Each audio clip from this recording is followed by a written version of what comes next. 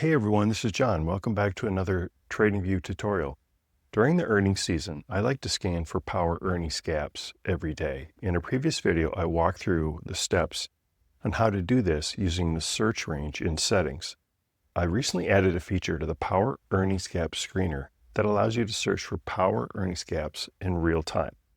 This gives you the option to search for power earnings gaps during the current trading day based on an earnings report that happened pre-market on that particular day. So this is very cool. Let's get right into it. We're currently looking at the Pine Screener. You can see up here, I have a watch list selected.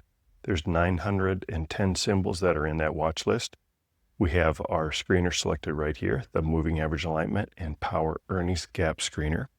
We're going to go into the settings and we're going to scroll all the way to the bottom, and we're going to make sure that this option right here is toggled on. This will enable searching for power earnings gaps during the current trading day using the last bar's information.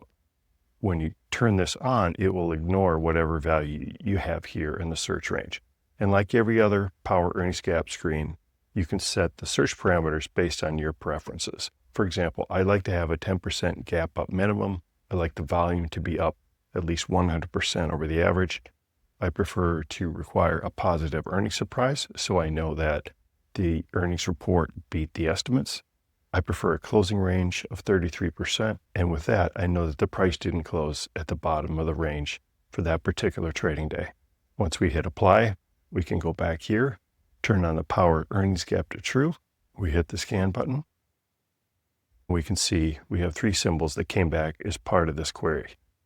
I'm going to select all 3 of these. We'll mark them with the blue flag. We'll head over here to a new chart. Let's go ahead and select GEV.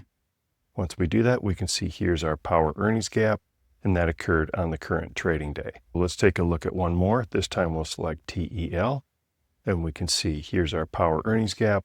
And looking all the way down here in the bottom, we can see that that's based on an earnings report that happened today. I hope you found this helpful. We'll see you in the next video.